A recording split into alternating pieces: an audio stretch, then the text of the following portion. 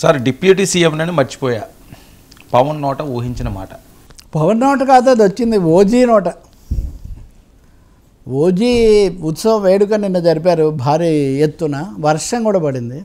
వర్షం పడినా ఓజీ అభిమానులు తగ్గేదే లేదని వాళ్ళేమో అలాగే ఉన్నారు. వాళ్ళని చూసి ఈయన కూడా ఉన్నారు. ఇప్పుడు కన్సర్ట్ అని పెట్టారు, ఏదో కొత్త కాన్సెప్ట్. కన్సర్ట్ అంటే ఆ పాటలు అవి ఇవి చూపి కొంత ఒక వేడుక, ఒక సందడి అని. మామూలుగా అంతకుముందు పవన్ కళ్యాణ్ నేను సాధారణంగా నా సినిమా ప్రమోషన్స్కు నేను రానని చెప్పేవాళ్ళు. బహుశా ఇప్పుడు ఆయన ఫోకస్ రాజకీయాలకు వెళ్ళిన తర్వాత సినిమాల మీద పవన్ ఫోకస్ పెరగడం అన్నది ఒక ఆసక్తికరమైన ఒక అంశం వాస్తవంగా.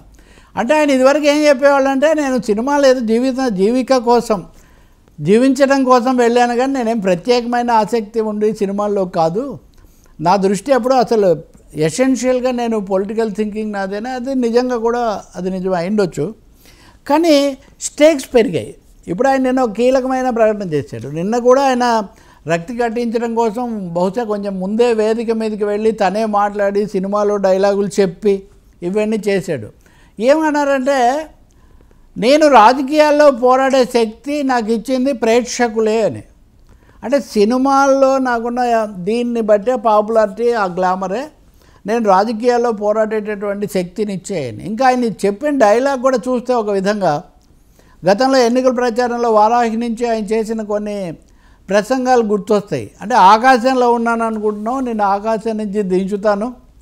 ఈ డైలాగులన్నీ ఎవరిని ఉద్దేశించి ఎవరికి అన్వయించబడే అవకాశం ఉందో అభిమానులు బాగా అర్థం చేసుకుంటారు కాబట్టి వాళ్ళంతా చప్పట్లు కొడుతూ ఉన్నారు. పాట కూడా పాడాలనుకున్నాడు, ఆయన కుదరలేదు. కానీ హరిహర వీరమల్లులాగా ఈ వేడుకలో కూడా ఇంకా వర్షం వచ్చి తగినంతగా జరగనప్పుడు ఆయన ట్రయల్ వేయండి అని అడిగితే ట్రయల్ ఏమో సిద్ధంగా లేదని ఆ సుజిత్ చెప్పడం, ఇట్లాంటివి కూడా కొన్ని చిన్న చిన్నవి జరిగాయి.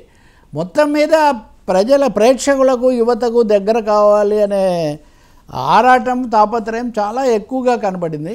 అంతకుముందు కంటే కూడా నేను సినిమాల్లో ఉంటే రాజకీయాలు మర్చిపోతాను, రాజకీయాల్లో ఉంటే సినిమాలు మర్చిపోతాను, నేను బేసిక్గా సినిమా జీవిని అని చెప్పారు. ఇప్పుడు నేను ఇక్కడ ఒక పరిశీలకుడుగా నేను చెప్తుంది ఏంటంటే, గతంలో ఆయన సినిమాల్లోకి ఏదో యథాలాభంగా వెళ్ళాను, నేను ప్రధానంగా ప్రజలు రాజకీయాల గురించి ఆలోచించేవాడిని అన్నారు. ఇప్పుడు మంచిదే, అది సినిమా మీద ఆయనకు చాలా అవగాహన లేకపోతే ఆ స్థాయికి రారు కదా. సో దాన్ని చెప్తూ అలా కత్తి పట్టుకొని దాన్ని ఏదో అన్నారు. ఇట్లాంటి దాంతో నేను ఖుషీలో చేశాను, మళ్ళీ ఖుషీ తర్వాత నాకు అంత జోష్ ఇప్పుడే కనిపిస్తుంది, అంతగా ఎదురు చూస్తున్నారు మీరు. డిప్యూటీ సీఎం ఎవరైనా కత్తి పట్టుకొని ఇలా సినిమా ఫంక్షన్లో మాట్లాడతారా? నేను డిప్యూటీ సీఎం అని కూడా మర్చిపోతున్నాను మీ ఉత్సాహం ఇదంతా చూసి అంటున్నారు. ఇది నిజంగా ప్రత్యర్థులకు కూడా కొంచెం ఒక కత్తి ఇచ్చినట్టే లెక్క. అంటే సరదాగా తీసుకోవాలని అనుకోవాలి సినిమా ఫంక్షన్ కాబట్టి. కానీ చుట్టూ ఉన్న వాళ్ళలో కూడా ఉత్సాహం అదంతా చాలానే ఉంది. వర్షం కొంత అపశృతి వాళ్ళకు. ఇంకో మాట కూడా అన్నారు సార్, మీరు అబ్జర్వ్ చేసేది లేదు, సుజిత్ లాంటి టీం ఉంటే నేను అసలు రాజకీయాల్లోకి రాకపోతున్నాను, అది కూడా అన్నారా? ఓకే. ఇప్పుడు ఇదైనా ఏది శాశ్వతం చెప్పు. సినిమాలు ఇప్పుడు చిరంజీవి గారు రాజకీయాల్లోకి వెళ్ళారు, 10 ఏళ్ళు ఉండి ఆయన మళ్ళీ ఆయన వెనక్కి వచ్చారు. కాబట్టి పవన్ కళ్యాణ్ ఇప్పుడు రాజకీయాల్లో ఉన్నారు, 2-3 సార్లు అయిన తర్వాత ఆయన ఎలా జరుగుతుందో మీరు ఇదే సమయంలో కనుక మీరు చూస్తే అనుకోకుండా మీరు గుర్తు చేశారు. కాబట్టి ఇప్పుడే రాజ్యసభ సభ్యుడైనటువంటి కమల్ హాసన్ చాలా పెద్ద కథానాయకుడు కదా, one of the top stars of India కదా. అక్కడ ఆయన దళపతి విజయ్ ఆయన టీవీకే పెట్టి వచ్చారు కదా. అంటున్నాడు కమల్ హాసన్ ఏమని, సినిమా హీరోలను చూడడానికి జనాలు వస్తే వాళ్ళంతా ఓట్లు వేస్తారు, గెలిపిస్తారని అనుకోవద్దు, ఇది నన్ను కూడా దృష్టిలో పెట్టుకొని చెప్తున్నాను అంటున్నాడు. మళ్ళీ ఇంకేం వేరే తననేం మినహాయించుకోలే, నాతో సహా కేవలం హీరోలు యాక్టర్లు వచ్చినంత మాత్రాన ఆ గ్లామర్ ఓట్లు తెచ్చిపెడుతుందని మటుకు మీరు అనుకోకండి అని ఆయన చెప్తున్నాడు. బహుశా నేను అనుకోవటం ఈ వాస్తవం ఏ ఒక్కరికంటే ఎక్కువ పవన్ కళ్యాణ్ తెలుసు.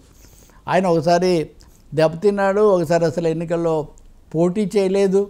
ఇప్పుడు కూడా ఎవరెన్ని చెప్పినా కానీ నేను చంద్రబాబు నాయకత్వంలోనే 15 ఏళ్ళు ఉంటాను అనే మాట కూడా ఆయన చెప్తూ ఉన్నారు.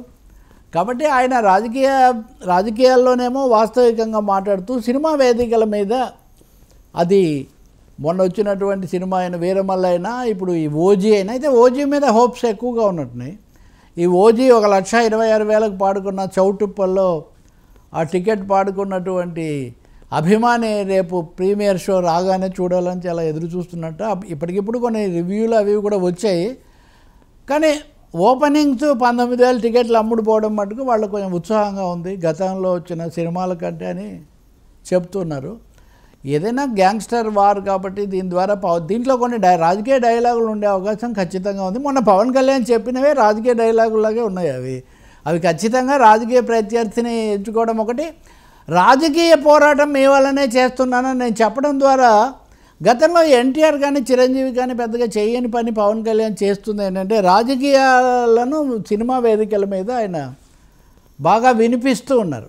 బహుశా ఆయన రాజకీయానికి సినిమా పునాదే రంగస్థలం అవుతున్నట్టుగా ఉంది. అందుకనే ఓజీ జయాపజయాలు అది కూడా అన్నాడు ఆయన. మళ్ళీ ఇది ఎలా ఆడుతుందో కూడా అది చూడాల్సిందే అంటూ సుజిత్ను బాగా ప్రశంసించాడు. ఇది ఈ విధంగా రావడం అన్నది సుజిత్ తమన్ కూడా చాలా రోజుల తర్వాత ఉన్నాడు. తమన్ పాడమంటే చాలా బలవంతం మీద నేను పాడాను అని ఆ డైలాగ్ అంతా చెప్పడానికి ప్రయత్నించటం, సుజిత్ ఒత్తిడి మీదే నేను సినిమాలో వేసుకునే డ్రెస్ వేసుకొని ఇక్కడికి రావాల్సి వచ్చిందని చెప్పడం, ఆయన గెటప్ అవన్నీ కూడా మొత్తానికి ఫ్యాన్స్కు కొంచెం బూస్ట్, ఫ్యాన్స్కు కొంచెం జోష్ తెప్పించేటటువంటి తరహాలో పవన్ కళ్యాణ్ ఓజీ ఇది జరిగిందని మనం చూడవచ్చు.